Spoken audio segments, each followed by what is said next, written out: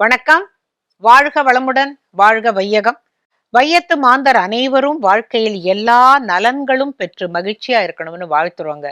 நானும் இந்த வேதாளம் விக்ரமாதித்தன் கதையை விடுறதா இல்லைன்னு நினைக்கிறேன். ஏன்னு கேட்டா, ஒரு கதை சொல்லி முடிச்ச உடனேவே சில பேர் மெசேஜ் அனுப்புறாங்க. போன கதை நல்லா இருந்துச்சுங்க, இந்த வேதாளமும் நல்லா பேசுது, நீங்களும் நல்லா பேசுறீங்க, பேசுங்கன்ட்டான். அதனால நான் இந்த நேயர்களுடைய உணர்வுக்கு மதிப்பு கொடுத்து இன்னும் ஒரு கதையை தொடர்கிறேன். இந்த வேதாளத்தை தூக்கி தோள்ல போட்டுக்கிட்டான். விக்ரமாதித்தன் போகும்போது கதை சொல்லுது. என்னன்னு கேட்டா, பானுசிம்மன் என்று ஒரு அரசன் இருந்தான். மிகவும் அழகானவன், மிகவும் வீரம் மிக்கவன், மிகவும் சிறந்தவன். அவன் தனக்கு நிகரான அழகு, எல்லா விதத்திலும் சமமான ஒரு பெண்ணை கல்யாணம் பண்ணிக்கணும்னு ஆசைப்படுறான். அப்ப அவனுடைய நண்பன் சொல்றான், அரசே, இந்த பூலோகத்துல எந்த பெண்ணும் உங்களுக்கு ஈடாக மாட்டாள். நம்ம ஊருக்கு பக்கத்துல ஒரு கோவில் இருக்கு, அங்க ஒரு குளம் இருக்கு, அங்க முழு நிலா அன்று கந்தர்வ கன்னியர்கள் குளிப்பார்கள். அதில் எவளையாவது ஒருத்தியை பார்த்து உங்களுக்கு பிடித்திருந்தால் கல்யாணம் செய்து கொள்ளுங்கள், அதுதான் நல்லது. ஏனென்றால் இந்த மனுஷங்களுக்கும் உங்களுக்கும் சரிப்பட்டு வராது, யாருமே உங்களுக்கு ஈக்குவல் இல்லை அப்படின்னு தூபம் போட்டு விட்டான். இப்ப அன்னைக்கு நடந்ததே இன்னைக்கு நீங்க நினைச்சு பாருங்களேன். ஏய், உன்னோட படிப்புக்கும் உன்னோட அழகுக்கும் உன்னோட அந்தஸ்துக்கும் இந்த பொண்ணெல்லாம் சரிப்பட்டு வராதுப்பா அப்படின்னு சொல்லி ஒருத்தன் காலம் கடந்து 48 வயசுல பார்ப்பான். அது பாவம், அதுவே ரிட்டையர் ஆகிற ஏஜ்ல இருக்கும். டீச்சரா இருந்தேங்கன்னு கடைசியில இதுதான் கல்யாணம் ஆகும். இதை நம்ம அப்ப நினைச்சுப்பான், ஏய் நம்ம அப்பவே பண்ணிட்டு இருந்திருக்கலாம்ல, பாரு கடைசியில கழிச்சு கட்டி இவ்வளோ நாள் கழிச்சு ஒண்ணு கிடைச்சிருக்கு அப்படின்னு நினைப்பான். அது போலதான் இவன் என்ன பண்ணா, மனிதர்களே கிடைக்க மாட்டார்கள், நீ கந்தர்வன் லெவல்ல தான் நீ பார்க்கணும் அப்படின்ன உடனே அவன் சொன்ன மாதிரியே முழு நிலவன்று அந்த கோவில்ல போய் ஒளிஞ்சிட்டு பார்க்கறான். 3 கன்னியர்கள் வருகிறார்கள். வந்துட்டு அந்த குளத்துல குளிச்சுட்டு அந்த கோவில்ல கும்பிட்டுட்டு போகும்போது அந்த 3 பேர்ல ரத்னாவதிங்கிறவளை இவனுக்கு ரொம்ப பிடிச்சிருக்கு. அவ கையை அப்படியே பிடிச்சிடுறான். பிடிச்ச போது அவ அப்படியே கைய உதறிட்டு சி அப்படின்னு சொல்லிட்டு ஒரு மாதிரி வெறுப்பா அப்படியே போயிடுறான்.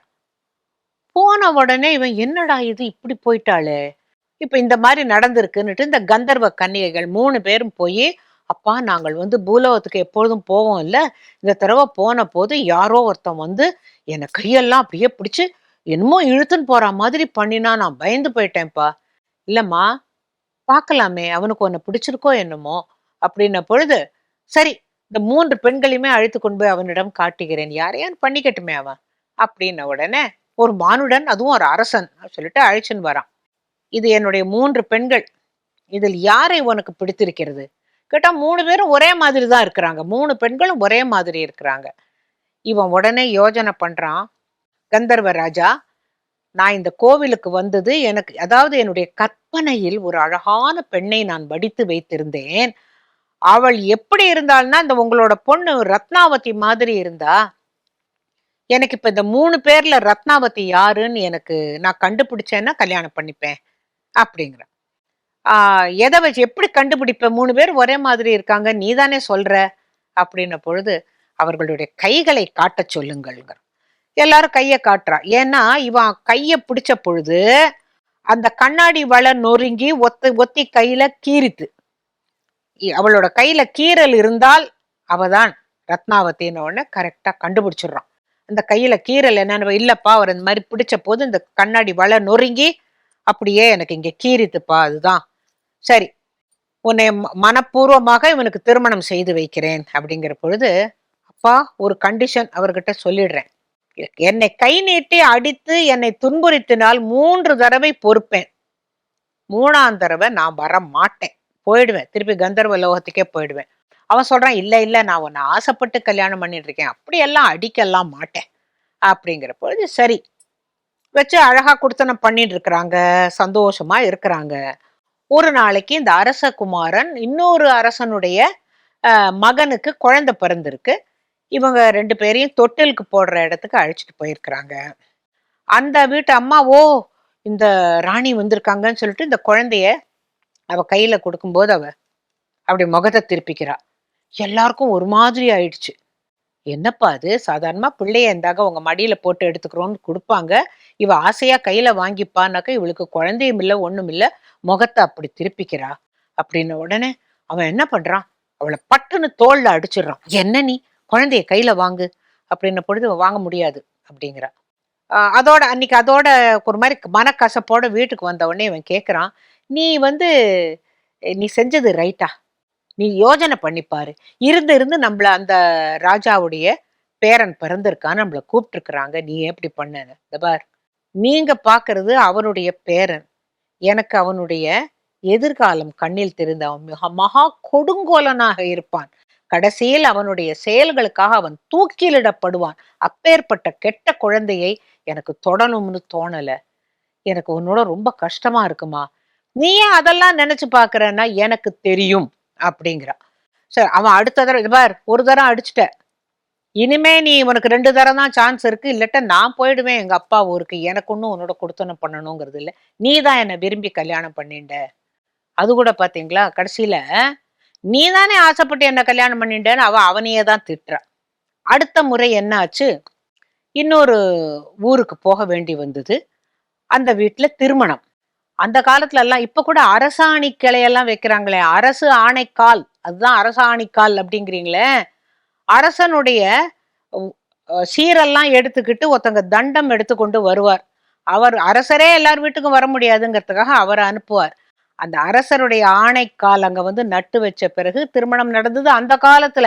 இன்னைக்கு நம்ம அதுக்காக என்ன பண்றோம்? அரச மரம், கிழுவை, பாலை எல்லாத்தையும் வச்சு செய்யறோம்ல. அரசாணிக்கால் நட்டுட்டீங்களா அப்படின்னு கேக்குறாங்களே, அதுதான். அந்த கல்யாணத்துக்கு போகும்போது போன உடனே எல்லாரும் ரொம்ப சந்தோஷமா சிரிச்சுக்கிட்டு இருக்கிறாங்க. அது கல்யாண வீடுன உடனே இந்த பொண்ணு இல்ல முகத்தை சுழிச்சுக்கிறா. என்னன்னு கேட்டா, இந்த ஜோடியே சரியில்லைங்க, எனக்கு பிடிக்கவே இல்லைன்னு. உனக்கு பிடிக்கலன்னு என்ன, அவன் பிடிச்சுதானே கல்யாணம் பண்ணிக்கிறான், நீ சும்மா இரு ரத்னாவதி, இப்படி சும்மா இப்படி எல்லாம் பேசக்கூடாது அப்படின்பா. அவ சொல்லுவா, எனக்கு அழுகையா வருதுங்க. ஏன்னா கல்யாண வீட்டுல உனக்கு எப்படி அழுக வரலாம் அப்படின்னு பொழுது அவளால தாங்கவே முடியல. கண்ணீர் அப்படி விடும் பொழுது இவன் என்ன சொல்றான்? அவளை திருப்பி தட்டுறான். இந்த பார், நீ என்னது இது எல்லாருக்கும் ஏத்தாப்புல நீ அழுதா ஏதோ தப்பா இல்ல எடுத்துப்பாங்க அப்படின்னு. வாங்க வீட்டுக்கு போலாம், நீங்க என்ன அடிச்சிட்டீங்க 2ஆம் தடவை அப்படிங்கிறா. நான் உன்னை தட்ட தானே செஞ்சேன், நான் என்ன தொடக்கூடாது, இந்த மாதிரி எல்லாம் திட்டி எல்லாம் தொடக்கூடாதுன்னு சொல்லியிருக்கேன்ல அப்படின்னுட்டு வீட்டுக்கு வந்த பிறகு அவ சொல்றா, இது சரியான ஜோடியே இல்லைங்க. கல்யாணம் ஆகி ஒரே மாசத்துல 2 பேருக்கும் அடி தடி வந்து இவ அடிக்க அவன் அடிக்க, இது ஊர் பஞ்சாயத்துக்கு வந்து ஊரே சிரிக்க போகுது. அந்த கல்யாணத்துல வந்து என்ன சிரிக்க சொல்றீங்களே எப்படி? உன்னோட ரொம்ப கஷ்டமா இருக்குமா? ஏம்மா நீ இதெல்லாம் நினைக்கிற? எல்லாரும் தான் சண்டை போடுறாங்க. இல்ல இல்ல இது வந்து ஒரே மாசத்துல சந்தி சிரிக்க போகுது அப்படிங்கிற. அதுக்கப்புறம் இந்த பானுசிம்மனுடைய சொந்தக்காரர் ஒருவர் இறந்து விடுகிறார். அவங்க வீட்டுல அவர் சொந்தக்காரர்னா ரொம்ப வயசானவர் இல்ல, சின்ன சிறு வயது ஆளுதான். அங்க எல்லாரும் ஒப்பாரி வச்சு அழறாங்க. ஐயோ இவர் அடுத்தது ராஜனா வரப்போறான்னு நாங்க நினைச்சோமேன்னு அழறாங்க. இவ சிரிக்கிறா. அப்ப எல்லாரும் இவனை ஒரு மாதிரி பாக்குறாங்க. என்னையா ஆச்சு உன் பொண்டாட்டிக்கு, பைத்தியமா அப்படின்ன பொழுது, இல்ல இல்ல அவங்களுக்கு என்னமோ தெரியல அப்படின்னு கேக்குறான். அப்ப என்ன பண்றான்? திருப்பி முதுகுல அடிச்சு போடுறான். என்ன நீ எல்லாரும் அழுதுகிட்டு இருக்காங்க, நீ சிரிக்கிற அப்படின்னு பொழுது, வாங்க வீட்டுக்கு போலாம், என்ன நீங்க 3ஆம் தடவை அடிச்சிட்டீங்க, நான் கந்தர்வ லோகத்துக்கு போயிடுவேன் அப்படின்னு சொல்லிட்டு வீட்டுக்கு வந்த உடனே விஷயத்த சொல்றா. அத பார், அவன் இறந்தவன் அடுத்த பிறவியில் ஒரு சாம்ராஜ்யத்தையே ஆளப்போகிற ஒரு சக்கரவர்த்தியாக பிறக்க போகிறான். நான் அதை நினைச்சு சிரிக்கிறேன். இதுங்கெல்லாம் அது தெரியாம செத்து போயிட்டான்னு அழுதுன்னு இருக்க. இவன் ஒரு நாட்டுக்கு அரசனாகணும்னு இவங்க ஆசைப்படுறாங்க. அவன் அத்தனை நாடுகளையும் ஒரே கொடைக்கீழ் ஆளப்போகிற மகாராஜாவாக அவன் பிறக்க போகிறான். அது எனக்கு தெரியும்ன பொழுது, நீ என்ன 3ஆம் தடவை அடிச்சுட்ட, நான் போறேன் அப்படின்பா. நீ போ அப்படின்னுடுவான். இப்ப வேதாளம் கேக்குது, ஏன் விக்ரமாதித்தா, ஆசையா ஒத்திய லவ் பண்ணி அவ கைய பிடிச்சு அவ கண்ணாடி வளை குத்தி அந்த காயத்தை வச்சு இவதான் ரத்னாவதின்னு கண்டுபிடிச்சு கல்யாணம் பண்ணிக்கிட்டு அடிக்க மாட்டேன்னு சொல்லி ஒரு தரமும் இப்படி எல்லாம் பண்ணி அவளை கடைசியில அவளை திருப்பி போன போது, இனிமே போகாத ரத்னாவதி, நான் அவனை இனிமே அடிக்கவும் மாட்டேன், நீ சொல்றதெல்லாம் கேட்கிறேன்னு ஏன் சொல்லி அவன் நிறுத்தல அப்படின்னு கேட்ட போது விக்ரமாதித்தன் சொன்னா, வேதாளம் உனக்கு தெரியுமோ தெரியாதோ, ஒரு மனிதன் மனித வர்க்கத்தில் உள்ள பெண்ணைத்தான் கல்யாணம் செய்து கொள்ள வேண்டும். அதுதான் நியதி. ஒரு கந்தர்வன் சாதாரண மனுஷனை கல்யாணம் பண்ணிக்க முடியாது. ஏன்னா இவங்களுடைய எண்ணங்கள் ஒன்று சேர்ந்து வராது. மனம் ஒத்து வாழ முடியாது. காரணம், இப்ப மனிதன் ஒருத்தன் இறந்துட்டான்னாக்கா, ஐயோ இறந்துட்டானேங்கிற இழப்பு தான் அவனுக்கு தெரியும். அந்த நேரத்துல இழப்பின் வெளிப்பாடு என்ன? அழுகை. ஒரு வீட்டுல குழந்தை பிறந்திருக்குன்னா, அந்த குழந்தை கொலகாரனா மாறுவான்னு நமக்கு என்ன தெரியும்? போறோம், தொட்டில்ல போடுறாங்க, வாயில சர்க்கரைய வைக்கிறோம், அந்த குழந்தைய கன்னத்தை பிட்டு கிழிக்கிற செல்ல குட்டின்னுட்டு வரோம். நமக்கு என்ன தெரியும் அவன் எப்படி இருக்க போறான்னுட்டு? மனிதர்களுக்கு தெரியாதது ஒரு கந்தர்வ பெண்ணுக்கு எல்லாம் தெரியும். அவளோட நீ இருந்தன, நீ அடுத்து என்ன பண்ண போற, நீ எப்ப சாக போற, எல்லாம் அவளுக்கு தெரியும். வாழ்க்கை நரகமாகிவிடும். நீ அவளை கேட்டு விரும்பினதுனால அவ அப்பா ரொம்ப ஒரு பெரிய மனதோட உனக்கு கல்யாணம் பண்ணி வச்சார். அவ போனதுதான் நியாயம்.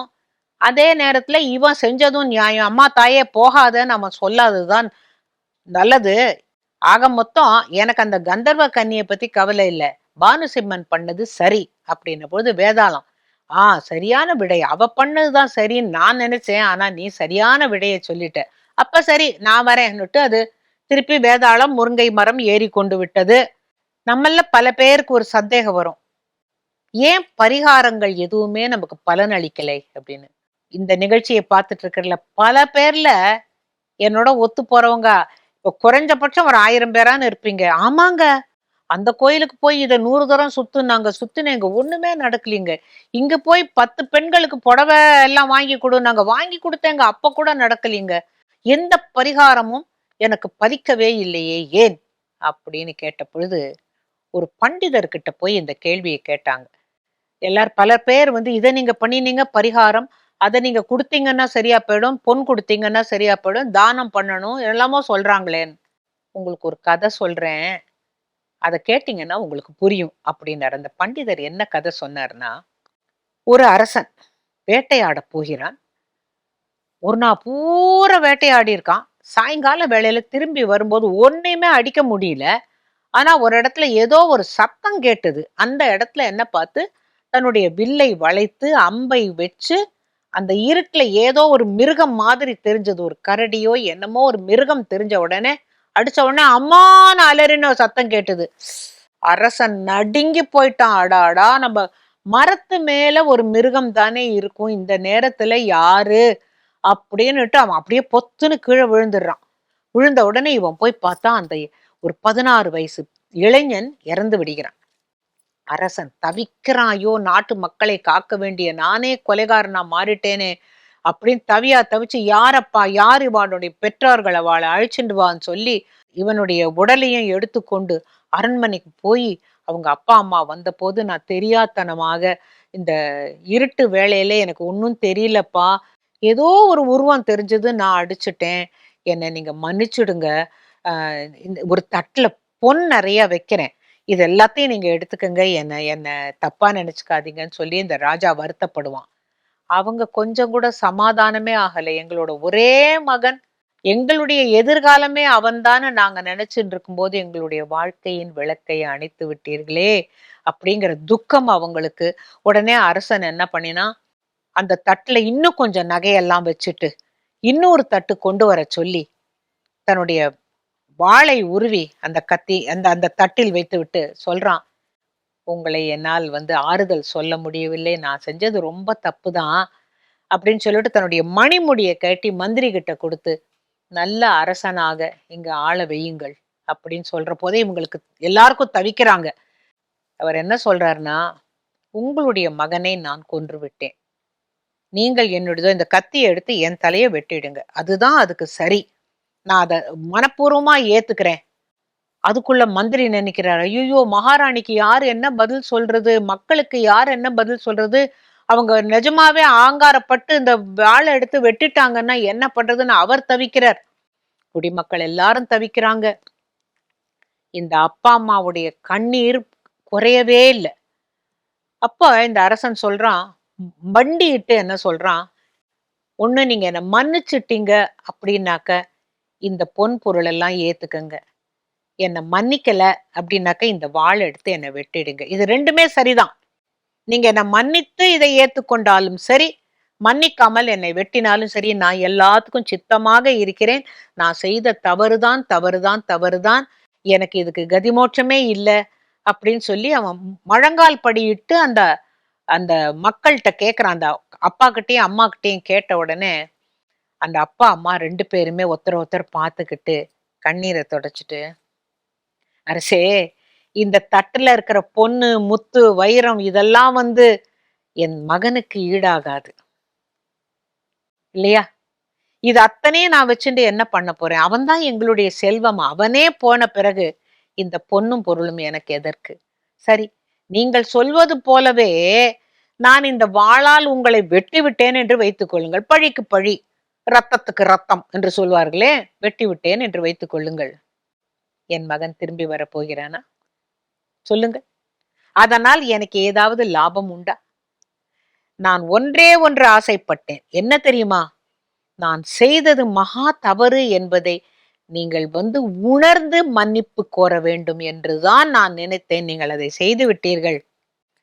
உங்களுடைய உயிர் எங்களுக்கு வேண்டாம். உங்களுடைய பொன்னும் பொருளும் எங்களுக்கு வேண்டாம். இந்த இந்த மனதால் பச்சாதாபப்பட்டு, ஐயோ நான் செய்து விட்டேனே என்ற அந்த வருத்தப்பட்டு ஒரு ஒரு ஒரு துயர் அடைகிறீர்கள் அல்லவா? அந்த மன்னிப்பு கேட்கணும் அப்படின்னு நான் நினைச்சேன். என்ன மன்னிச்சிருங்கன்னு சொன்னீங்கல்ல, அதுல நாங்க மன்னிச்சுட்டோம். எங்களுடைய வாழ்க்கை இதுதான்ங்கிறத நாங்க புரிஞ்சுக்கிட்டோம். நானும் இவளும் காட்டுக்கு போயிடுவோம். எப்படியோ எங்க வாழ்க்கை போயிடும். ஆனா நீங்க வந்து இத்தனை பேருக்கு தந்தை. உங்களை நான் கொல்லுவது சரியல்ல. ஆகையினால் நீ நல்லா நீடூழி நிறைய காலம் நிறைய நல்ல காரியங்களை செஞ்சுட்டு நல்லா இருக்கணும்னு சொல்லி வாழ்த்துட்டு போன போது அரசன் அப்படி கண்ணீர் விட்டானாம். அரசன் மட்டுமில்ல, அது பாரு, அந்த அந்த அந்த உடலையும் இந்த அரச மரியாதையோட அவர்கள் அதை அடக்கம் செய்தார்கள். அவங்க அதை கூட பொருட்படுத்தாம போயிட்டாங்க. அப்படின்னு ஆமா, இதுக்கும் பரிகாரத்துக்கும் என்ன சம்பந்தம் அப்படின்னு ஒரு கேள்வியை வச்சோம். அந்த பண்டிதர் சொன்னார், உனக்கு இதெல்லாம் ஒன்றும் புரியலையா? இப்ப நாம தான் மன்னன், எத்தனை தவறு பண்றோம். இப்ப இந்த இறைவன் யாரு? அந்த பெற்றோர். அவர் என்ன எதிர்பார்க்கிறாருன்னு சொன்னாரு? பொன்னும் பொருளுமா, நீ வந்து இதை எடுத்துக்கங்க, நான் இந்த பரிகாரத்தை பண்ணிடுறேன், அதனால இதுக்கு அது சரியா போயிடும். நான் ஒரு கொலை பண்ணியிருக்கேன், ஒரு 50 பேருக்கு சாப்பாடு போட்டு வீடெல்லாம் வாங்கி கொடுத்துட்டேன், எனக்கு சரியா போயிடுமா? போகாது. இதுவும் அதுவும் எப்படி ஈக்குவல் ஆகும்? ஆகவே ஆகாது. ஆனா அந்த பெற்றோர்கள் என்ன எதிர்பார்த்தார்கள்? அரசே, நீ மனம் வருந்தி மன்னிப்பு கோர வேண்டும்னு நான் நினைச்சேன். நீ அதை பண்ணிட்ட, உன்னை விட்டுட்டோம். இதைத்தான் இறைவன் எதிர்பார்க்கிறானே தவிர, நீ பண்ற பரிகாரத்தினால் உன்னுடைய குறைகளையோ நீ செய்கின்ற பாவத்தையோ குறைக்கவே முடியாது என்பதை புரிந்து கொள் அப்படின்னு அந்த பண்டிதர் சொன்ன போதுதான் நமக்கு புரிஞ்சது. ஓ, நம்ம இந்த மன்னன் மாதிரி மேல மேல தப்பு பண்ணிட்டே இருக்கோம். ஆனா நம்ம என்ன பண்றோம்? இந்த தப்புக்கு அது, அதுக்கு இது, ஏதோ நிவர்த்திக்கு அது முடியவே முடியாது. ஒண்ணு புரிஞ்சுக்கங்க, எந்த பரிகாரத்தாலும் நாம் செய்த பாவங்களை குறைக்க முடியாது. சொல்லுவாங்க பொதுவா ஜோதிடர்கள், உங்களுக்கு இப்ப கொஞ்சம் போராத நேரம், இப்ப நீங்க இது பண்ணினீங்கன்னா அதோட தாக்கம் குறையும் அப்படிம்பாங்க. இது வந்து இந்த கிரகங்களை பொறுத்து நடக்கலாம். ஆனால் நாம் செய்கின்ற மனதாலும் மனதாலும் செயலாலும் செய்கின்ற பாவத்திற்கு கழுவாய் கிடையாது. அது அதற்கு உண்டானத எல்லோரும் அனுபவித்துதான் ஆக வேண்டும். அதை நீ புரிந்து கொண்டு இறைவன் கிட்ட அப்படியே கடவுள்கிட்ட என்ன சொல்லணும்? கடவுள், நான் தெரிஞ்சோ தெரியாமலோ நிறைய பாவம் பண்ணியிருக்கேன், இந்த பாவத்தை மன்னிச்சுடுப்பா, நீ மன்னிச்சு எனக்கு நல்ல புத்தி கொடுப்பான்னு நீ கேட்டால் ஒருவேளை அந்த தாக்கம் குறையும் அப்படிங்கறதுதான் இந்த கதை. இப்ப நம்ம இனிமே கேட்க மாட்டோம். என்னங்க நான் பரிகாரம், ஒரு பரிகாரமும் பலிக்க மாட்டேங்கிறது நாம கேட்க மாட்டோம். ஏன் தெரியுமா? செய்யற தவறு நம்மளுடையது. அப்புறம் பரிகாரத்தினால் அது சரியாக்கும்னா எப்படி? சில சமயம் டாக்டர்ஸ் எல்லாம் கேட்பாங்க, ஏன் சார் இந்த இப்படி சாப்பிட்டுட்டு அப்புறம் சர்க்கரை ஏறி போச்சுன்னு எங்கிட்ட வந்திருக்கீங்க, நீங்க பண்ண தப்பா நான் பண்ண தப்பா? நான் தான் தெரியாதனமா ஒரு 5-6 குலாப் ஜாமுன்னு சாப்பிட்டுட்டேன், ஏன் உன்னோட நிறுத்திக்க வேண்டியதானே டாக்டர் கேட்பாருல்ல. நாம தவறுகளையும் செய்வோம், அதற்கு உடனே பரிகாரத்தினால் சரி பண்ண வேண்டும்னு நினைப்போம். இதுதான் இந்த மனித இயல்பு. மனித இயல்பை மாத்தலாமான்னாக்க இந்த பிள்ளையார்பட்டியில கதையெல்லாம் கேட்டா மாத்திக்க முடியும் அப்படிங்கிறது எங்களோட நம்பிக்கை. உங்களுக்கு சொன்னபடி செய் அப்படின்னு சொல்லுவாங்கல்ல பெரியவங்க, நான் என்ன சொல்றேன் என்ன சொன்னபடி செய், அப்புறம் என்ன குறுக்க குறுக்க கேள்வி அப்படிம்பாங்க. ஒரு மூதாட்டி வந்து அப்பம் பண்ணி வித்துட்டு இருந்தாங்களாம். இந்த அப்பத்துக்கு பாலும் சர்க்கரையும் கொடுப்பாளாம். நிறைய பேர் வந்து நல்லா சாப்பிடுவாங்களாம். ஒரு காலகட்டத்துல சர்க்கரைக்கு தட்டுப்பாடு வந்தது. சோ அந்த அம்மா என்ன பண்ணித்தான், ஒருத்தனை கூப்பிட்டு, எப்பா நீ படிச்சிருக்கல்ல, நான் சொல்றத அப்படியே இங்க ஒரு பலகையில எழுதி போட்டுடுப்பா. சர்க்கரையே இல்ல, பால் வேணா கொடுக்குறேன், சர்க்கரை இல்ல. இன்று முதல் அப்பத்திற்கு சர்க்கரை கிடையாது அப்படின்னு எழுதி போட்டுறேன்னு அவன் அழகா ஒரு புள்ளையார் சுழி போட்டுட்டு, இன்று முதல் அப்பத்திற்கு சர்க்கரை கிடையாது அப்படின்னு போட்டிருந்தான். சரி. ஒரு லந்து பிடிச்சவன்னா ஒரு பையன் வந்தான். வந்துட்டு, பாட்டி எனக்கு அப்பம் குடுக்குறியா அப்படின்னா. போர்டை படிச்சுட்டியா, நாங்க என்ன எழுதி வச்சிருக்கேன் பலகையில படிச்சியா? நான் படிச்சுட்டேன். சரி உக்காந்தான். அவனுக்கு அப்பம் வச்சது, பால் வச்சது, சர்க்கரை வைக்கல. அவன் சாப்பிட்டான். சாப்பிட்டுட்டு எனக்கு இன்னொரு அப்பம் கொடு அப்படின்னா. நல்லா இருக்கா? நல்லா இருக்கு. கொடுத்தான். சர்க்கரை போடு அப்படின்னா. ஏன், நீ என்ன எழுதியிருக்க? இன்று முதல் அப்பத்திற்கு சர்க்கரை கிடையாது அப்படின்னு நீ எழுதி போட்டிருக்க. இது 2வது அப்பம் இல்ல, அப்ப சர்க்கரை கொடுக்கணும் இல்ல? ஐயோ, இது என்னடா பெரிய தொல்லையா போச்சு. அப்படி அர்த்தம் இல்ல தம்பி. இன்று முதல் சர்க்கரை கிடையாது, அப்பத்திற்கு சர்க்கரை கிடையாது அப்படின்னு போட்டாதான் அது சரி. நீ 2வது அப்பத்துக்கு போட்டே ஆகணும், உனக்கு வச்சிருக்கிற பங்கை கொண்டாந்து போடு அப்படின்னா. வேற வழி இல்லாம அவ போட்டுட்டு அவன் போனதுக்கு அப்புறம் அந்த படிச்சவனை கூப்பிட்டு, ஏப்பா இங்க வா, நீ என்ன எழுதின? இன்று முதல் அப்பத்திற்கு சர்க்கரை கிடையாது. அப்படி வேண்டாம், அப்பத்திற்கு இன்று முதல் சர்க்கரையே கிடையாது அப்படி எழுது அப்படின்ன பிறகு வரவெல்லாம் படிப்பான். ஓ, அப்பத்திற்கு இன்று முதல் சர்க்கரையே கிடையாதுன்னா நீ எத்தனை அப்பம் சாப்பிட்டாலும் அது புரியாது, உனக்கு தெரியாதுங்கிறது இல்லை. அதை படிச்சாச்சுன்னா சர்க்கரை கிடையாது அப்படின்னுட்டு. அப்பாடா, இது கூட படிக்காதவன் நான் சொல்ல வேண்டி இருக்குடா, படிச்ச முட்டாள் நீ தானே எழுதினேன்னாலாம். அன்னைக்கு மதிய உணவு. அப்ப இன்னொரு வாலுப்பைய வந்தான். அவன் இங்கேருந்து வந்து, என்கிட்ட ஒரு 5 பணம் தான் இருக்கு, நான் 5 பணத்துக்கு என்ன கிடைக்கும், ஒரு எலுமிச்சங்காய் சோறு தான் கிடைக்கும் அப்படின்ன போது, சரி எனக்கு எலுமிச்சங்காய் அளவு சோறு போடு அப்படின்னு போட்டான். அவ இவனுக்கு மேல பொல்லாதவளாச்சே. அந்த 5 பணத்தை வாங்கிண்டு ஒரு எலுமிச்சம்பழ சைஸ் எலுமிச்சங்காய் அளவுக்கு சோத்தை உருட்டி கொண்டு வந்து இலையில் போட்டுதா, உன்னோட 5 பணத்துக்கு இவ்வளவுதான், சாப்பிட்டுட்டு போ அப்படின்னாலும். அவன் சொன்னானா, அது எப்படி, இது என்ன எலுமிச்சங்காய் அளவா, என்ன பேசுற நீ, இது நியாயமே இல்லைன்னு சத்தம் போட்டு என் ரூபாயை கொடு, அப்படி என்னோட 5 பணத்தை கொடுன்னானான். அப்ப எதேச்சியா அந்த பக்கம் தெனாலிராமன் வந்தானாம். ஐயா, நீர்தான் விகடகவி, வரும், எனக்கு உங்கள்கிட்ட ஒரு கேள்வி கேட்கணும். இந்த அம்மா கிட்ட 5 பணத்தை கொடுத்தேன். இந்த அம்மா ஏற்கனவே சர்க்கரைக்கு தகராறு பண்ணி அது ஒரு மாதிரி முடிஞ்சது.